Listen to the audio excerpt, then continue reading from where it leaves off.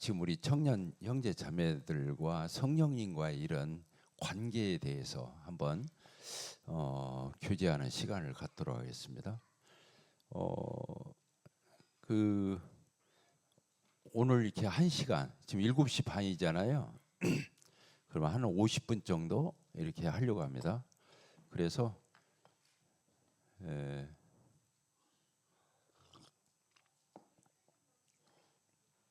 이 성령님에 대해서 잘 이해하고 여러분들의 마음속에 이런 하나님의 말씀이 자리 잡으면 첫째는 여러분들이 인격적이 돼요.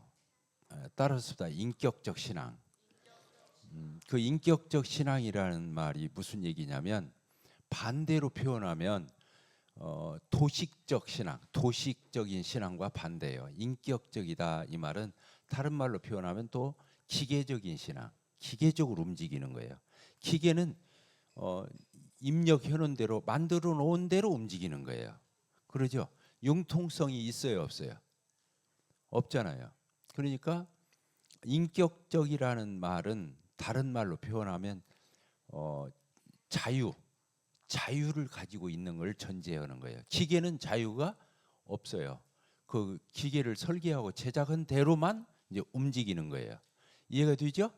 그래서 도식적이다 이 말은 뭔 말이냐면 딱 틀이 정해져 있다 이 말을 얘기하는 거거든요. 도식적인 신앙, 그리고 기계적인 신앙, 다른 말로 표현하면 율법적인 신앙, 이게 다 같은 말이에요. 그래서 근데 이제 교회 안에서 이런 것들이 착각을 가져오는 거예요. 어떤 착각을 가져오냐? 내 신앙이 도식적이고 기계적이고 철두철미하게 딱딱 떨어지는 신앙을 하면 신앙이 좋은 줄 아는 그런 착각에 빠져요. 사실은 가장 저급한 건데, 그게 가장 저급한 거거든요. 도식적인, 기계적인 어떤 자유함이 없는 이런 그 예스 노가 분명한 이런 것들이 언뜻 보면은 교과서 쪽으로 보이고 아주 똑 떨어진 신앙처럼 보여요. 타이터니까 OX가 분명하고. 그런데 그건 신앙이라고 볼 수도 없어요.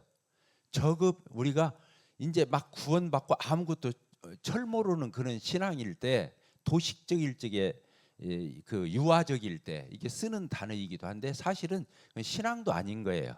유아적이라고도 볼 수 없어요. 그래서 우리가 이제 오늘 성령에 대해서 이렇게 교제를 하게 될 때 성령으로 이렇게 사는 삶, 신앙생활을 성령으로 해야 되거든요. 그러면 성령으로 한다는 말이 무슨 말이냐면 진짜 자유함 가운데 자유함이 있어요. 자유함. 아까 기계적이지 않은 거예요. 그리고 유연해요. 신앙이 굉장히 유연하고 자유스럽고 자연스러워요. 거기에서 힘과 능력이 나오는 거예요. 그러면 사람들은 막 타이트하고 기계적이고 율법적이고 이렇게 예스나 노냐가 분명하면 그 사람이 신앙이 좋은 줄 알아요. 그건 엉터리예요. 그 교의도 수준이 낮은 거고, 그렇게 신앙을 생각하고 있다면 그 개인은 더 말할 것도 없이 저급한 거예요.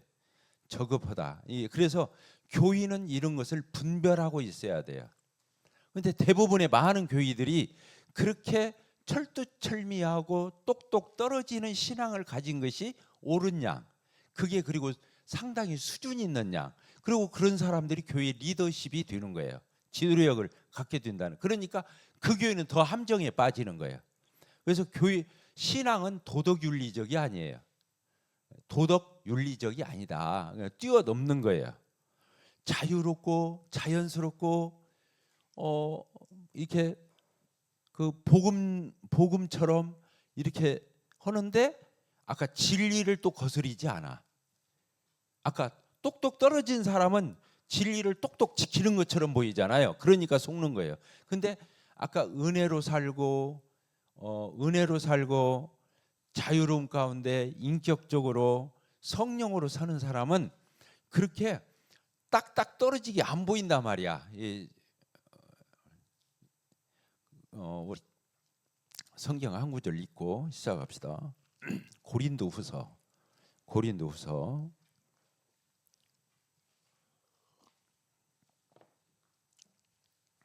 고린도후서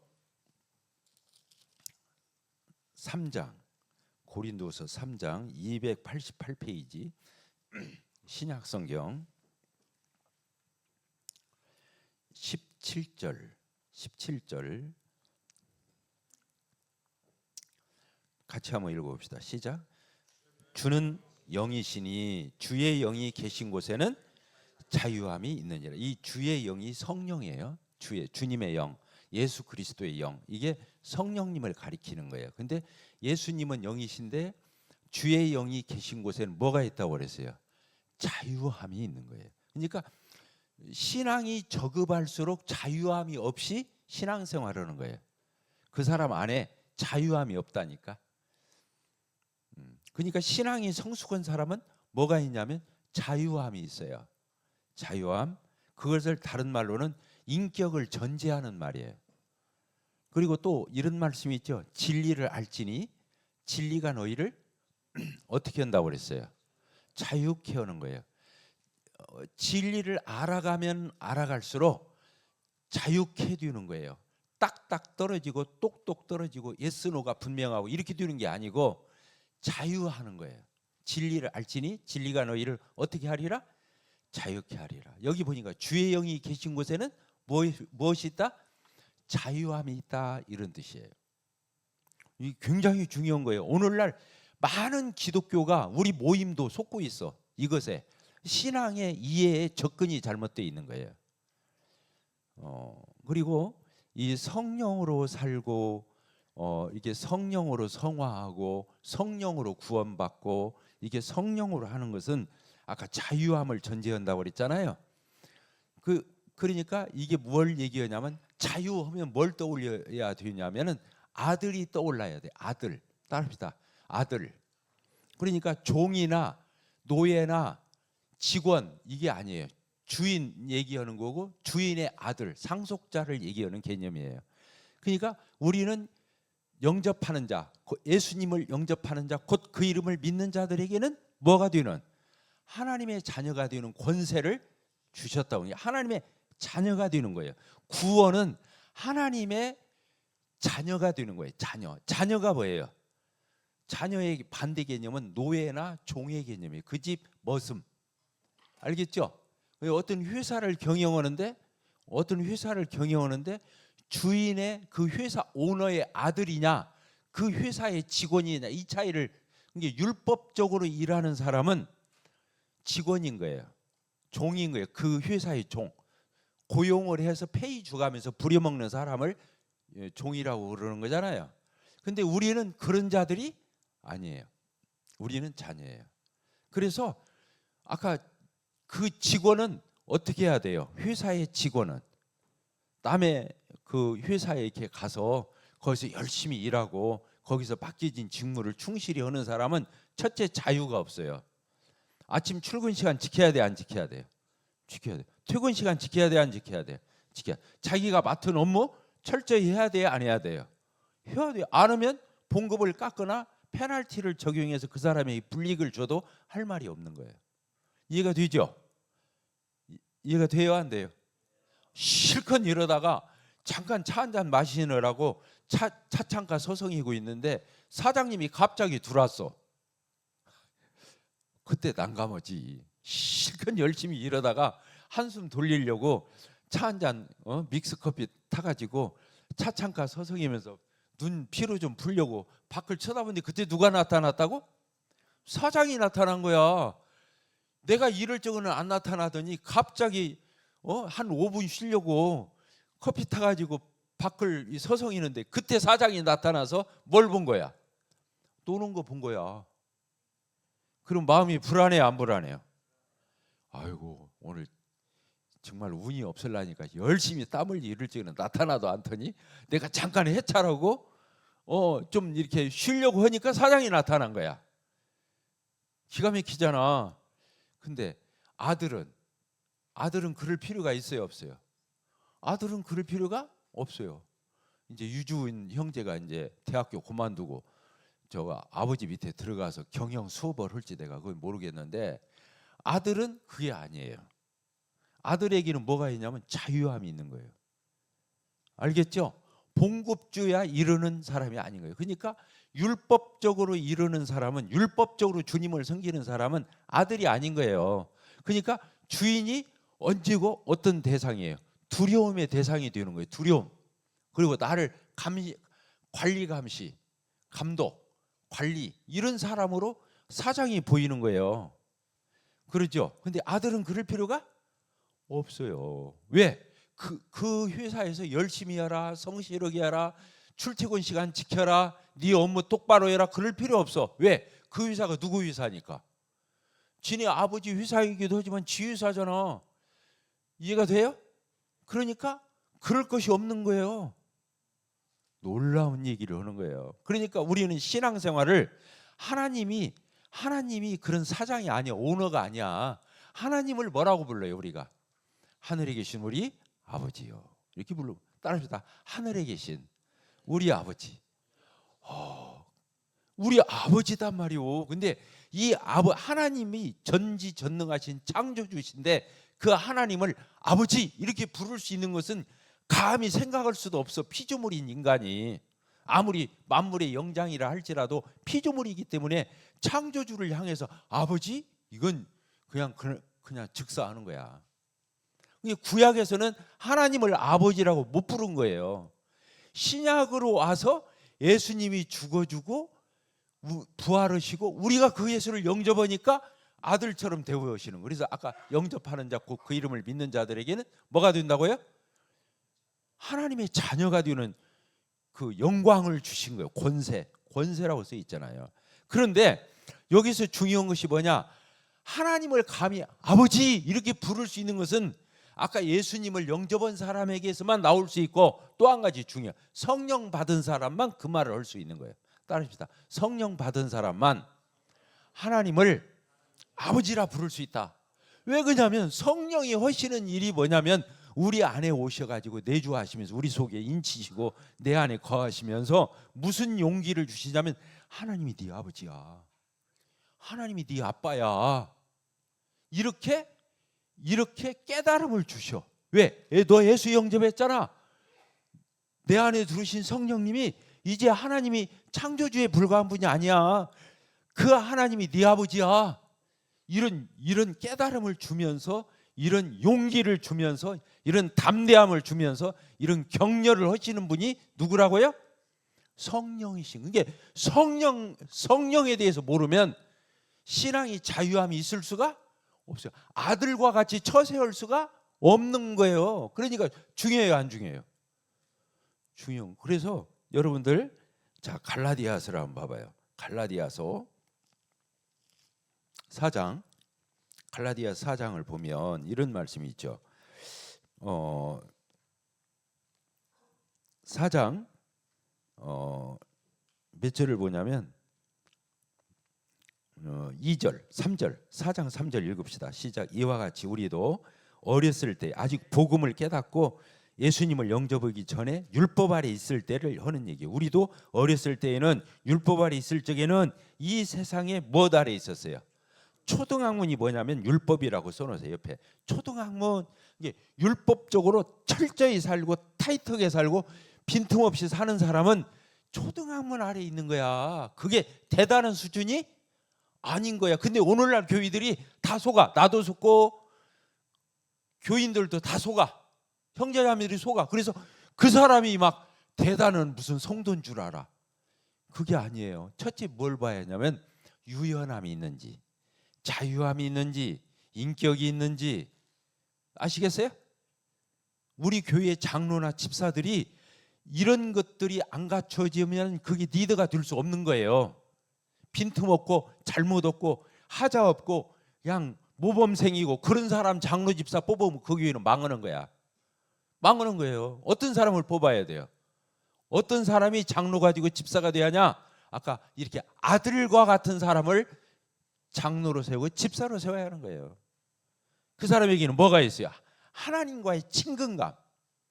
하나님이 누구니까? 하나님이 내 아버지니까. 따라합시다. 하나님이 우리의 아버지, 내 아버지.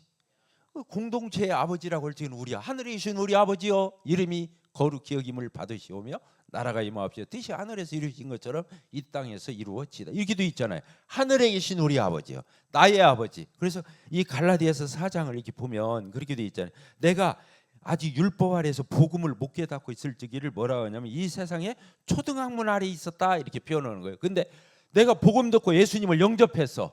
그러면 성령 받는 거잖아요. 그래요, 안 그래요? 예수 믿고 구원받으면 뭘 받아요? 성령 받아요. 성령을 받자마자 성령님이 내 안에서 무슨 일을 하신다고요? 내가 하나님의 자녀인 것을, 하나님의 아들인 것을 내 안에서 증거해 주는 거예요. 너 예수 영접했어? 예수님 믿었어? 그러면 네가 하나님 자녀야, 하나님 아들이야, 하나님 네 아버지야. 이것부터 가르쳐 주는 게 성령인 거야. 이게 성령이 그 다음 절에 써 있잖아요. 뭐라고 써 있어요? 5절 4절 때가 참에 하나님이 그 아들 예수님을 보내사 여자에게서 나게 율법 아래 나게 하신 것은 율법 아래서 아직 복음을 못 깨닫고 신음하는 사람들을 풀어주고 속량 풀어주고 우리로 뭘 얻게 하려고? 아들의 명분을 얻게 하려 하십니다. 아들이 되는 거예요. 예수님을 믿으면 아들이 되는 거예요. 그러면서 뭐라고 써 있어요? 그 다음 절 시작. 너희가 아들이므로 하나님이 그 아들의 영을, 그 성령을 우리 마음 가운데 보내서 하나님 아버지를 뭐라고 부르게 했어요? 아빠, 아버지 부르게 하셨느니라. 이렇게 돼 있는 거예요. 그러니까 성경이 이렇게 쉽고 단순한 거예요. 여러분들이 이렇게 성경이 보여 안 보여? 안 보일 수 있어요. 그러니까 해석을 해주는 거예요. 성경이 어려운 게 아니에요. 내 안에 성령이 계시면 옆에서 가르쳐 줄 필요도 없다고 그래요. 다 안다는 거예요. 사실은 여기 써 있잖아요. 아들 되는 거예요. 예수 믿으면 아들 되는 거예요. 하나님. 그리고 내가 예수님을 믿고 아들이 되면 아들의 영이신 성령님이 내 안에 오셔서 내주어시고 내 안에 안내자에다가 거주한다는 저주 내주 그러는 거예요. 내 안에 내주어시면서 안 떠나시면서 내 안에 어떤 증거를 주시하면 네가 하나님 자녀야, 하나님 아들이야, 네가 상속자야. 그 말. 하나님 아버지 것은 다 네 거야 이 뜻이에요. 상속자가 그것 아니에요? 그래 아니에요. 여기서 다른 말로는 유업을 이을 자 이렇게 써 있어요. 그리고 하나님이 누구라고요? 아버지. 따라서 아버지. 아버지. 하나님 아버지인 거예요. 그러니까 하나님과의 더 이상 가까워질래야 가까워질 수 없는 그 친밀한 사이를 나타내는 단어가 자녀라는 말, 아들이라는 말, 하나님의 아버지라는 말이 그 뜻인 거예요. 그래서 성경은 여기서부터 시작하는 거예요. 내가 뭐다? 하나님의 아들이다. 내가 하나님의 상속자다. 하나님이 내 아빠야, 내 아버지야, 우리 아버지야. 이것부터 시작 않는 신앙은 제로인 거예요. 성경 안 나고 볼 수가 없는 거예요. 아무리 뭐 그 사람이 성경 구절 많이 암송하고 모임 생활 오래 하고 다 필요 없어요. 그거 모르면 제로인 거예요. 그러니까 아버지가 친해요, 안 친해요? 아버지는 어머니보다 사실은 더 친한 거예요. 엄마가 나를 낳았어도 엄마 성씨를 안 붙여준다니까. 엄마가 낳는데 10달을 품고 있다가 낳는데도 엄마 성씨를 안 붙여준다니까. 누구 성씨 갖다 붙여줘요? 그 아버지, 그 애비의 성씨를 갖다 붙여주는 거야, 아들에게. 그러니까 아들이라는 단어는 엄마는 뭐라고 해야 돼? 좀 다정다감하고 뭐 이런 것이 있을 수 있죠. 그러나 친밀하면 아버지와 친밀한 거예요. 그래서 저 공자, 맹자 하던 사람들도 그거 알았던가 봐. 부자 유친. 그래서 그 상강오륜에 있는 거예요. 아버지와 자녀는 어떤 사이라고요? 친밀한 사이. 그러면 친밀하면 아무렇게나 막 해도 된다는 그런 얘기를 하는 거예요? 자, 여러분들 아버지 있어요, 없어요? 있죠. 때로 아버지가 더 이상 가까울 수 없을 만큼 친밀해요. 그렇다 해서 그 아버지 앞에서 함부로 할 수 있어요, 없어요? 뭔가 아버지는 조금 무겁고 뭔가 아버지는 조금 어때요? 버릇없이 하면 안 될 것 같고 뭔가 아버지는 함부로 대하면 안 되고 그런 거 있어요, 없어요? 그러니까 하나님의 아들이 되고 하나님이 내 아버지가 됐다 해서 방종하듯이 멋대로 살면 그건 신앙의 또 초보도 못 깨달은 거야. 이해가 되죠? 그게 자유함이 있는데 자유함으로 방종해 가지 않는 거예요. 이게 신앙의 건전한 이해를 얘기하는 거예요. 근데 이런 거 하나를 이해를 못 하니까 신앙을 다 도식적으로 하는, 기계적으로 하는 거예요. X, OX로 하는 거야. yes, no로 하는 거예요. 근데 그게 모범되게 하는 사람은 자기가 모범된 줄 알아. 한마디로 그건 신앙도 못 가진 사람이야. 신앙이 혹시 거듭났다면 그건 가장 유치한 수준의 저급한 신앙을 가진 사람이에요.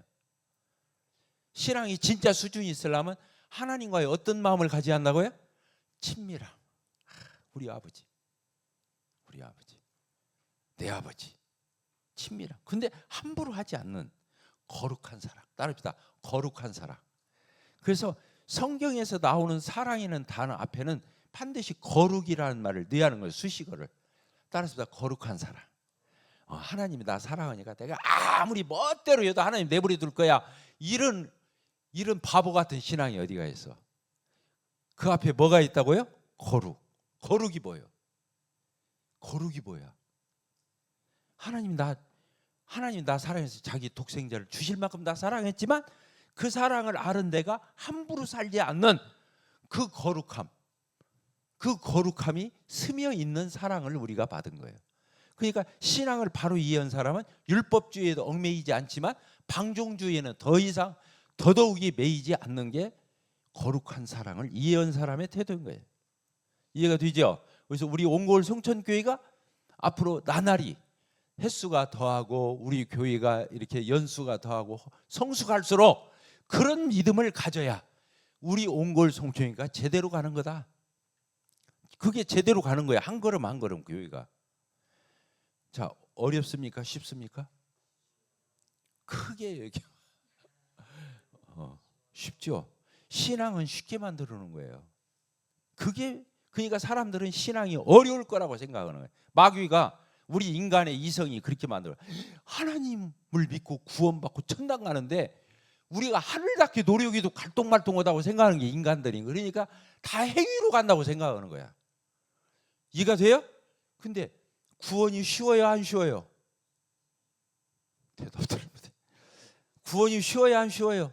내가 노력해서 가는 게 아니야. 내 행위로 가는 게 아니에요. 내가 양심이 똑바로 천국 가는 게 아니에요. 우리가 아무도 스스로는 못 가니까 하나님이 대신 해준 거예요. 그러니까 쉬운 거예요. 그러니까 어떻게 하면 되는 거예요? 내 구원을 이루어놓으신 그 예수님을 영접하면 믿으면 그냥 믿음으로 의롭다함을 얻는 게 구원인 거예요. 신앙이 이렇게 쉬운 거예요. 구원받은 이후에도 우리의 삶이 그와 같은 거예요. 우리가 구원받았어도 신부는 아들이고 신부는 자녀고 신부는 성도인데 똑바로 살 수 있는 능력이 우리에게 있어요, 없어요? 없어요. 그러니까 누구를 보내주셨어? 구원 받자마자 예수님 영접하자마자 성령을 보내줘가지고 우리 속에 계시게 한 거예요. 속에. 왜? 그 성령님을 따라서 살으라고. 그래서 갈라디아서 5장 몇 절이에요? 한번 봅시다. 갈라디아서 5장 몇 절이에요? 5장 16절 같이 읽읍시다. 내가 이르노니 너희는 성령을 따라 행하라. 구원은 어떻게 해야 구원받고? 예수를 믿어라. 성화는 어떻게 하라고? 성령을 따라가. 이렇게 써 있는 거예요. 쉬워요, 안 쉬워요? 그런데 뭐 이렇게 성화가 어렵냐고. 이거 신경들 많이 쓰고 생각들 많이 하니까 다 엉켜버린 거야. 사실은 그런 게 아니에요. 구원은 예수 믿으면 끝나고 성화, 우리가 예수님이 닮아가는 이런 삶의 변화는 어떻게 하면 되는 거예요? 성령 따라가면 되는 거예요. 내 안에 계신 성령님이 허자는 대로 그냥 오는 거예요. 내가 힘써서 오는 게 아니에요. 자, 이해가 됐어요? 성화 따릅시다. 구원도 쉽고 성화도 쉽다. 하나님이 그렇게 만들어 놨어요. 근데 우리는 대부분 복음이 안 트인 사람은 구원같이 어려운 것이 없어. 아무리 자기가 하늘 닦아 해도 마음을 놓을 수가 없거든. 안 되는 거예요. 성화도 똑같은 거예요. 성화도 누구 따라가면 되냐면 내 안에 계신 성령님 따라가면 돼요. 여기 써 있죠. 갈라디아서 5장 16절에 써 있잖아요. 너희는 뭘 따라 행하라? 성령을 따라 행하라. 이게 뭔 얘기냐면 이게 이런 의미가 있어요. 자, 성령을 따라 행하라. 성령을 따라 뭐라고요? 행하라. 행하라 이렇게 돼 있잖아요. 성령을 따라, 이 따라라는 말이 뭔 말이냐면 행하는 거예요. 행함으로 나타나지만 내가 내가 한 것처럼 예수님도 내가 믿은 것처럼 됐지만 사실 하나님 믿게 한 것처럼 내가 성령을 따라서 행했죠. 이거 내가 한 거 아니에요. 알겠죠? 왜? 성령을 따라서 했기 때문에 이렇게 되는 거예요. 그러니까 성령을 따라라는 말은 첫째 뭐냐면 성령님의 지시를 따라서 성령님이 이렇게 하자, 이건 안 돼, 이렇게 해야 돼, 이렇게 성령님이 내 안에서 인격적으로 알려준다니까. 명령, 율법적으로 알려주는 게 아니라 내 안에 계신 성령님이 속삭이듯이 말을 하는 거야. 유선아, 그러면 안 되겠지? 참아야겠지? 그러면 참아야 돼, 안 참아야 돼? 왜 웃어? 평화. 아니야, 저기 평화 말고. 평화야? 평화구나. 성령님의 지시, 성령님의 인도함이라고 하면 제일 편하겠다. 성령님이 인도하는 대로 지시를 따라 이 뜻이에요. 성령님이 지시해 주는 대로 이 뜻이에요. 알겠죠? 저 율법책에 써 있는 막 십계명이나 율법에서는 막 명령조로 너 지켜, 너 행하라, 하지 말아라, 이렇게 율법이 명령하는 것처럼 하는 게 아니라 내 안에 오신 성령님이 엄마가 아기한테 타이르듯이 너 신호등 앞에서는 꼭 서서 신호등 확인해야 돼. 그리고 신호등이 파란불, 녹색불이 들어오면 손 들고 걸어가야 돼. 자, 엄마가 아침에 학교 가는 아이 불러서 얘기해요, 안 해요? 하잖아요. 근데 그렇게 말하는 게 아니라 성령님이 내 안에서 내 마음의 귀에다가 말을 해주는 거예요. 너 교회 질서를 지켜야겠지? 오버하면 안 되겠지? 뭔 말 알겠지? 이렇게 성령님이 나한테 얘기해 주는 거예요. 그러면 내가 어떻게 해야 돼요? 어떻게 해야 돼요? 예, 그렇게 할게요. 뭔 얘기 알겠죠? 그 아멘 하고 그렇게 따라서 하는 거예요. 그러니까 나는 할 생각도 전혀 않고 있는데 성령님이 하라고 했지, 내 안에서 속삭여 주셨지. 또 나한테 그럴 수 있는 뭘 주냐면 성령님이 인도함만 주는 게 아니라 성령님이 주시는 힘으로.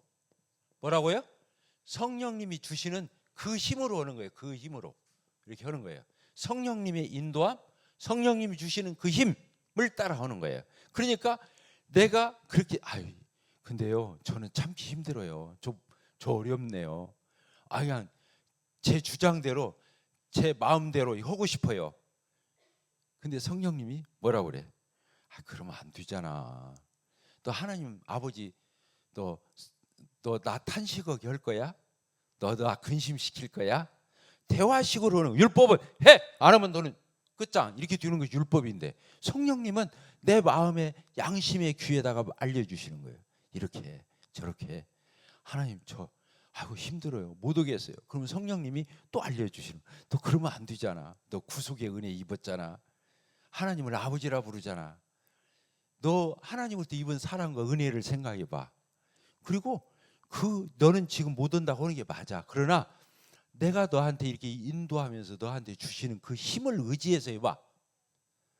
뭔 말인지 알겠어요? 예찬이 형제 아시겠어요? 네. 성령님이 그렇게 말한다. 내가 힘 줄게, 한번 해봐. 내가 힘을 줄 테니까 한번 해봐. 이렇게 말하는 것을 성령님이 주시는 힘으로 하는 거예요. 교회의 모든 봉사를 그렇게 해야 하는 거예요. 교회에서 이루어지는 모든 봉사, 이 물 떠오는 것조차도 그렇게 떠와야 되는 거예요. 내가 오늘 청년부 말씀 드렸는데 내가 물 떠다 줬어. 이러면 안 되는 거예요. 어떻게 해야 돼요?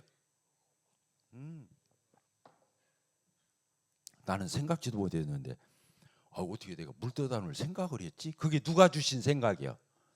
성령님이 이렇게 인도해 주신 거예요. 그리고 내가 다른 청년들이 다 보는데 내가 이거 갖다 놓으면 또 나를 의식할란가? 이거 어떻게 이게 막 의식이 되잖아. 용기가 안 나. 근데 성령님이 뭐 나쁜 일을 하는 거냐? 말씀 드렸는데 물 좀 떠다는 게 뭐 그렇게 어려워? 해, 괜찮아. 성령님이 주시는 그 힘으로 물 떠다 놔야 하는 거예요. 알겠죠? 그러니까 그 사람이 자리 놓고도 이렇게 물 떠다 놓은 사람이 나는 막 오늘 물 떠다 줬어. 나는 역시 대단해. 이렇게 하는 게 아니야.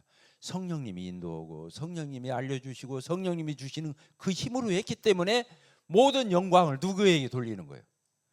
하나님께 돌리는 거예요. 그러니까 그 사람은 교회 안에서 아무리 많은 봉사를 해도 자기 의에 빠지지 않는 거야. 중요해요, 안 중요해요?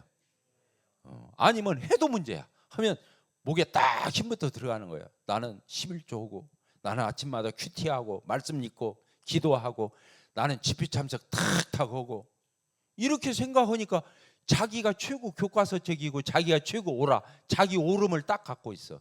웬만한 사람 보면은 아이 또 오늘도 또 늦었구만 수요 집회. 뭔 말 알겠어요? 다른 사람을 그냥 쉽게 이게 본능적으로 판단해. 다른 사람을 손가락질하고 다른 사람을 판단하고 자기하고 비교하고 이런 것이 본능적으로 하게 돼 있다니까. 그건 크리스찬도 아닌 거야. 더러운 더티 크리스찬인 거야.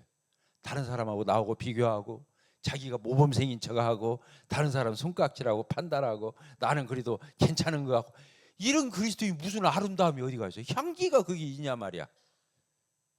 이해가 돼야 안 돼요? 그러니까 그리스도인은 뭘 따라 살아야 돼요? 성령을 따라 살아야 하는 거예요. 아까 갈라디아서 5장 16절에 그렇게 써 있어요, 안 써 있어요?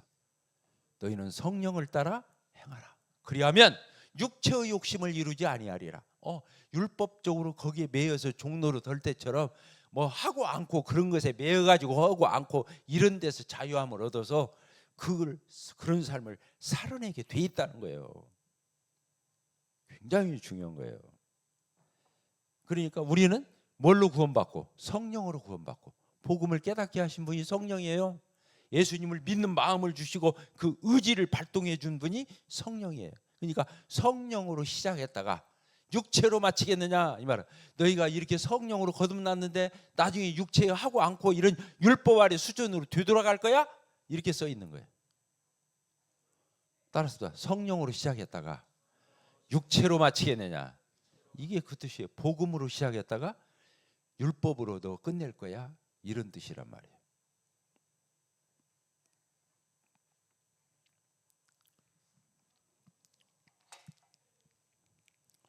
자, 이해들 됩니까? 안 됩니까? 지금 우리 청년부에서 잠깐 하는 말씀이지만 이건 기독교의 획을 긋는 거예요. 이렇게 안 하면 기독교가 아닌 거예요. 이해가 되죠?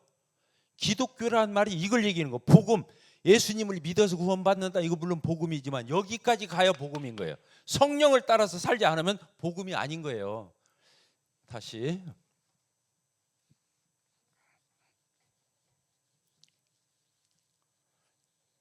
자, 율법이 됐던 복음이 됐던 다 같은 말이에요. 자, 여기를 봅시다.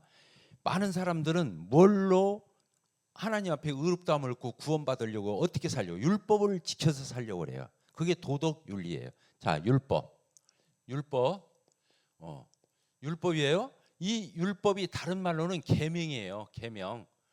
왜 그러냐면 율법이 몇 가지가 있어요. 613가지. 613가지가 이것을 묶어 놓은 게 십계명이거든요. 뭔 말 알겠죠? 10가지 계명이잖아요. 그러니까 율법이란 말이나 계명이란 말이나 같은 말이다 그 말이에요. 그러니까 이 율법은 누가 지키는 거예요? 내가 지키는 거예요. 나. I am. I. 내가 지키는 거예요. 주체가 나예요. 율법을 내가 지키잖아요. 이거 지키고 이거 하지 마. 해. 그러면 하고 하지 마 않고 이것을 내가 하는 거 하고 않고 하는 거예요. 나. 그래서 율법 아래에 있는 사람은 나 아래에 있는 거예요. 나 아래. 내가 율법을 지키는 거니까. 그리고 이것을 가지고 율법을 지키는 것이 뭐예요? 행위를 얘기하는 거예요. 이게 뭐냐면 선행이라고도 할 수 있죠. 올바른 행위. 해 하면 하고 하지 마 하면 않고 이걸 얘기하는 거니까. 그래서 이 행위 선행을 하죠. 그래서 자기가 어떻게 되려고 하는 거예요? 의롭게 되려고 그러는 거예요. 의롭게. 알겠죠? 의롭게가 뭐예요? 똑바른 사람 되려고 한다니까. 의롭게. 근데 이렇게 살 수가 있어요, 없어요? 이렇게 살려면은 100% 지켜야 돼요. 태어나서 죽을 때까지 100% 지켜야 한다고. 100%. 근데 그럴 수 있는 인간이 있어요, 없어요? 없어요. 왜? 아담 안에서 태어날 때부터 죄인이기 때문에 죄를 안 지을 수가 없어요. 그러니까 행위로 행위로 하나님 앞에 의롭다함을 얻을 육체가 없는 거예요. 이해가 됐어요? 안 됐어요? 됐죠? 예. 그런데 반대, 율법 반대가 뭐예요? 복음이에요. 복음. 복음. 복음은 뭐예요? 행위가 아니라 뭐예요? 은혜인 거예요. 은혜. 은혜. 거저. 거저. 값없이. 예. 값없이. 그러니까 은혜와 행위는 이게 반대 개념인 거예요. 반대 개념. 복음은 다 이루었다야. 다 이루었다. 따릅시다. 다 이루었다. 예수님이 내 대신 다 했다 그 말이에요. 다 이루었다. 여기는 하라 하지 마라 이것이 율법이잖아요. 하라 하지 마라. 근데 하라도 이루고 하지 마라도 누가 이루었다? 다 예수님이 이루었다 그 말이에요. 그러니까 내가 할 일이 있어요, 없어요? 그래서 행위로 구원받는 게 아닌 거예요. 행위로 받는 게 아닌 거예요. 은혜로 거저 받는 거예요. 이해가 되죠? 그러니까 내가 아니라 누구예요? 예수. 알겠죠? 예수님이 다 했으니까 내가 하고 안 하고의 문제가 예수님이 다 이루었으냐? 예수님이 다 이루고 그러니까 은혜가 되고 그 은혜로 어떻게 되는 거예요? 의롭게 되는 거예요. 의롭게 되는 거예요. 의롭게. 그러니까 이렇게 해서는 의롭게 될 수가 없어요. 이렇게 해서 의롭게 되는 거야. 펜 봐라 이거. 잉크. 예? 자, 이해가 됐어요? 안 됐어요? 그런데 여기에서 이제 중요한 게 있죠. 뭐냐면 성화도 똑같다는 거예요. 성화도. 성화는 어떻게 하는 거예요? 성화는 내가 하는 게 아니에요. 성화는 어떻게 이것은 이제 구원을 얘기한다면 칭의를 얘기하는 거라면 성화는 어떻게 하는 거예요? 복음은 똑같은 거예요. 여기 성령님이 들어오는 거예요. 성령님이 다 이끄시는 거예요. 이끄신다. 다 이끌으시는 거예요. 예수님은 다 이뤘다고 성령님이 다 이루신 거예요. 이게 다 이끄셔. 그리고 힘도 주시고.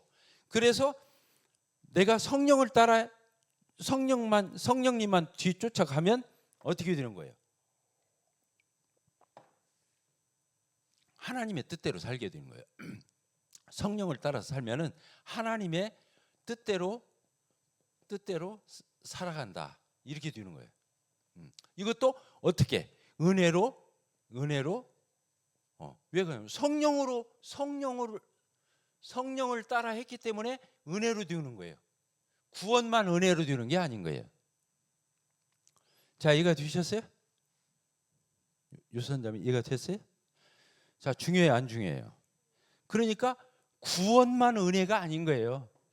성도들의 매일매일의 삶도 은혜로 살아가야 하는 거예요. 그러니까 예수님이 부른 거예요. 수고하고 무거운 짐진 자들아 다 내게로 와라. 하고 않고 가지고 스트레스 받으면서 행위, 선행 이런 걸로 해가지고 하나님 앞에 똑바로 서보려고 하는 그렇게 노력하는 사람들아 다 이리 와. 내가 너희를 어떻게 한다? 쉬게 하리라. 내가 너희들 쉬게 해줄게. 쉬게 해줄게. 구원만 얘기하는 게 아니에요. 기독교가 구원만 그렇다고 생각하는 거예요. 성화는 내가 반절은 내가 해야 한다고 생각하는 거예요. 성령이 반절하시고 내가 반절 거기에 반응하면서 따라간다고 생각하니까 하나님이 반절, 내가 반절 협력해서 성화된다 이렇게 생각해요. 그건 반기독교적인 거예요. 그런 법이 어디가 있어? 중요하죠. 그러니까 성화가 우리가 이렇게 매일매일 하나님을 섬기는 삶이 있잖아요. 집회 참석, 또 연보 드리는 생활, 또 교회에서 각 부서에서 섬기고 봉사하는 생활, 또 교회 안에 여러 일들이 있잖아요. 전도도 해야 되고 여러 가지 일을 할 적에 다 이렇게 해야 하는 거예요. 이렇게 해야 하는 거예요. 근데 우리가 어떤 생각이 드냐면 아까도 얘기했잖아요.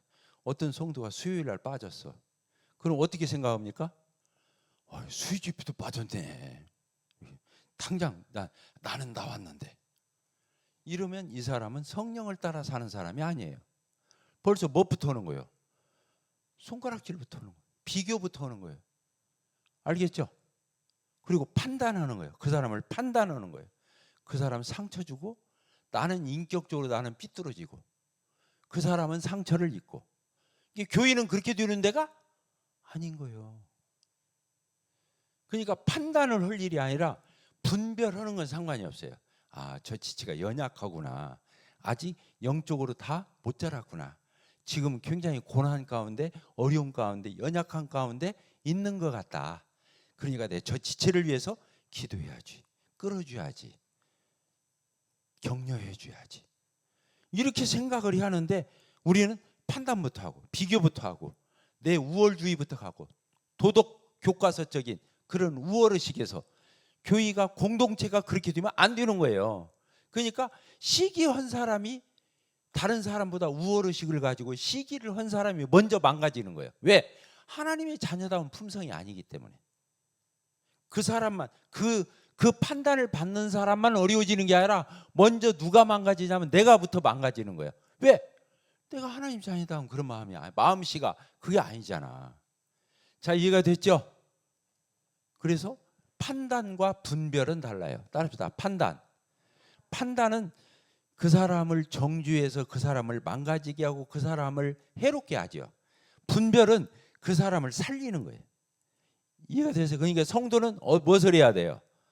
판단을 할 일이 아니라 분별을 해서 그 사람을 위해서 기도해주고 그 사람을 끌어주고 그 사람을 품어주고 안아주고 이렇게 할 수 있는 그런 공동체로 우리 교회가 가야 하는 거예요. 자, 이해가 되셨죠? 그래서 다른 사람하고 나하고 비교하면 돼야 한대요. 그때부터 끝나는 거예요. 그때부터 내가 망가지기 시작하는 거예요. 예수님을 오래 섬겨놓고 진짜는 향기를 다 잃는 거야. 예수님을 오래 섬겨놓고 신선함도 잊어먹고 그 따뜻함도 잊어먹고 그 부드러움도 잊어먹고 유연함도 잊어먹고 예수를 오래 섬기면 섬길수록 고고한 척하고 자기는 뭐나 뒷 척하고 교회에서 다른 사람 쉽게 깔보고 판단하고 손가락질하고 그럼 끝장난 거예요. 그 교회 공동체는 세워져 갈 수가 없는 거예요. 껍데기로 볼 때만 그럴듯한 거지. 자,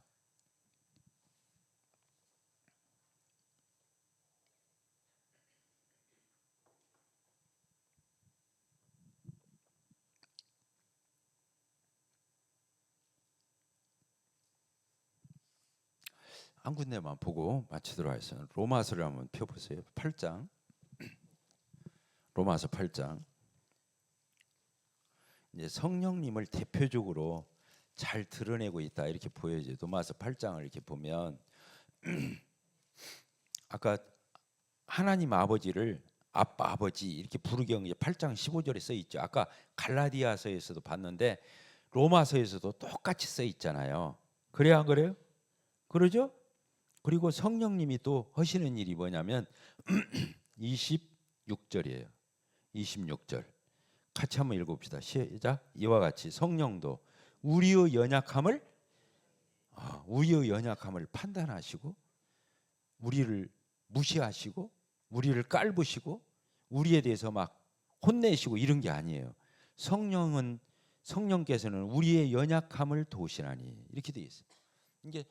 이게 참 성경에서 말하는 성령님의 역할 중에 가장 큰 역할이죠. 우리의 연약함을 어떻게 하신다고요? 도우신다고요. 도우신다. 따라합시다. 나의 연약함을 도우신다. 연약하지 않은 사람이 있어요, 없어요? 구원 받았어도 연약해요, 부족해요. 아직도 허물이 많아요, 우리는.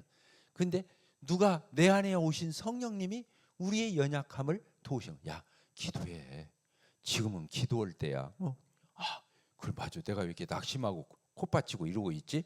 기도해야겠다. 성령을 따라서 순종하는 거예요. 이해가 되죠? 그게 착한 마음인 거예요.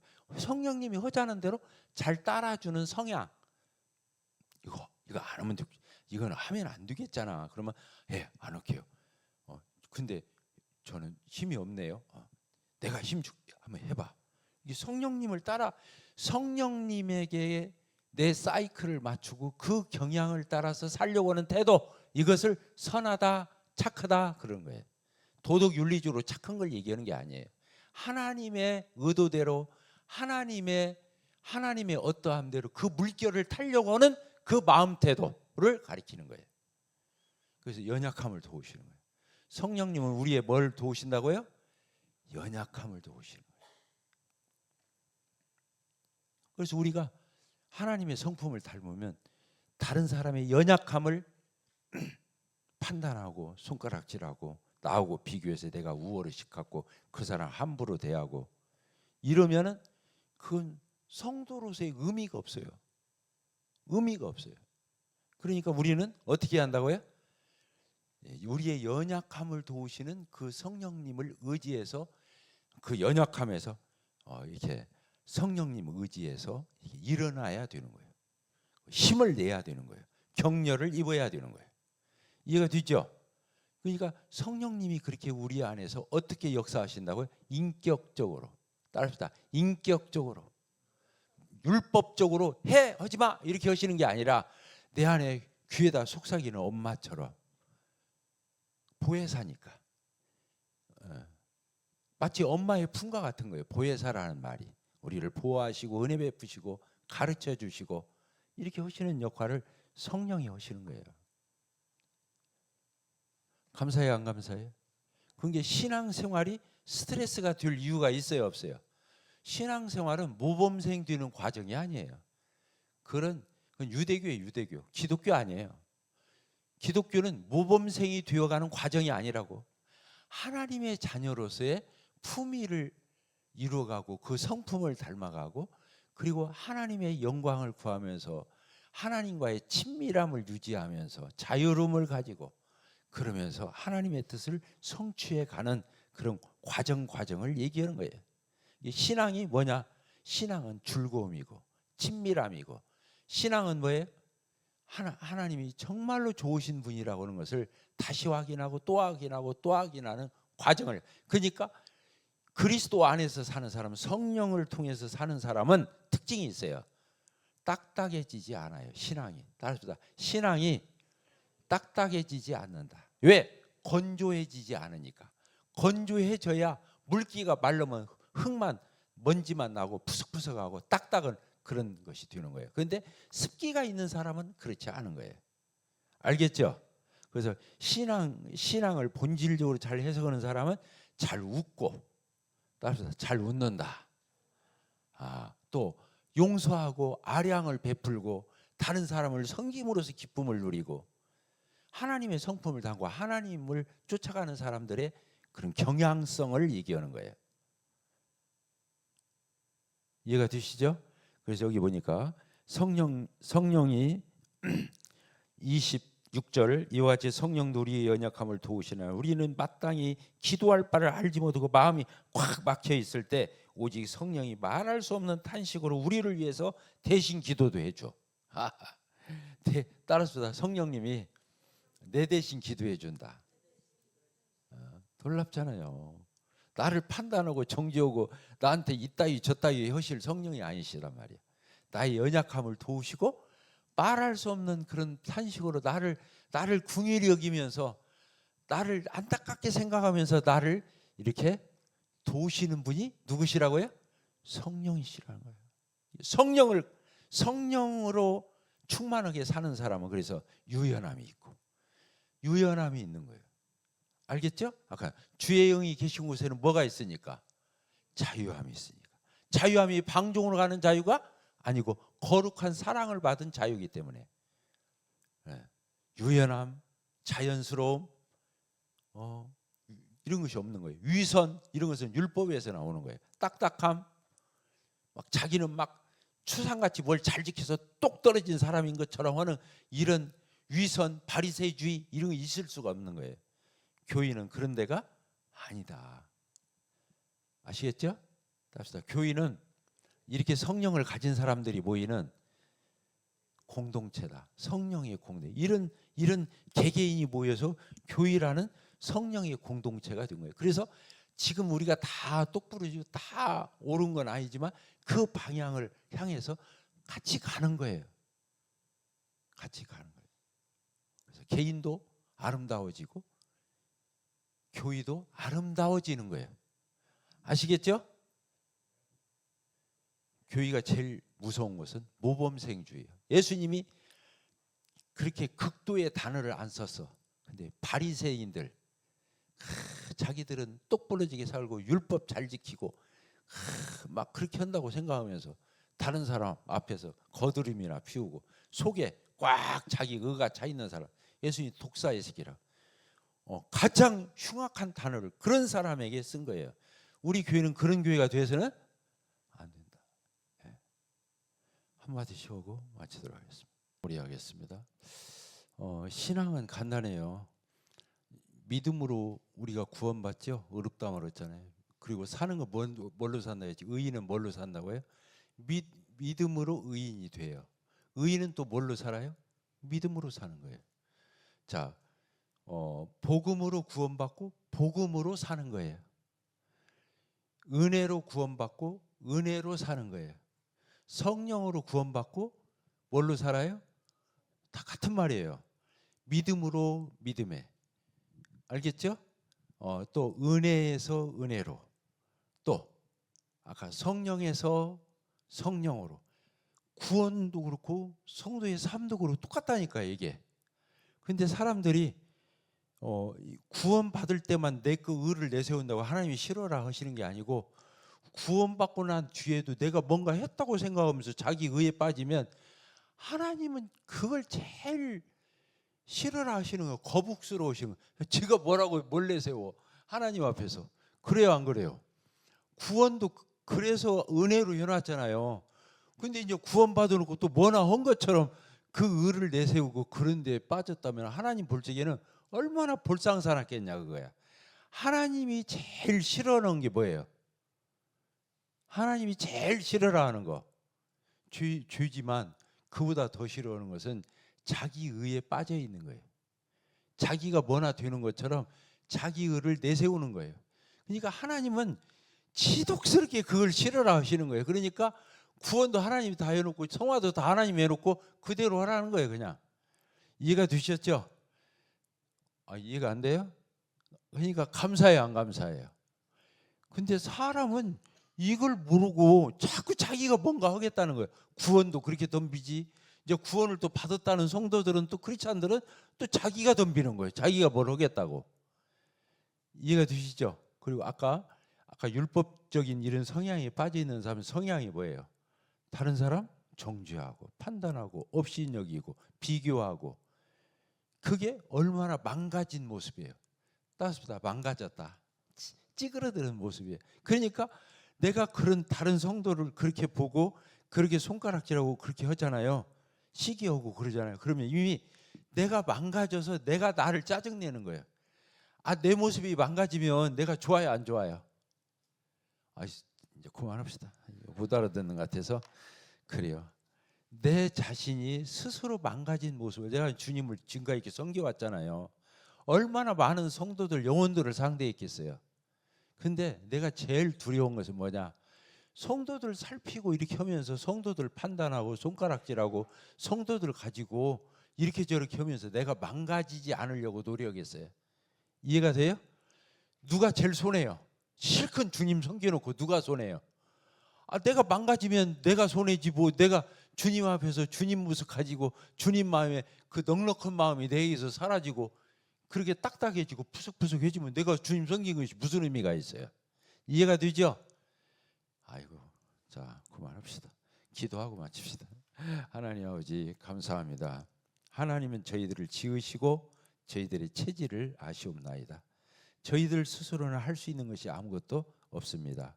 하나님이 그런 깨우침도 주시고 또 그렇게 할 수 있는 힘도 주시고 저희들을 기다려 주시고 회복시켜 주시고 다시 일으켜 주시고 저희들을 품어 주시고 안아 주시고 담아내시기에 오늘날 저희가 있습니다.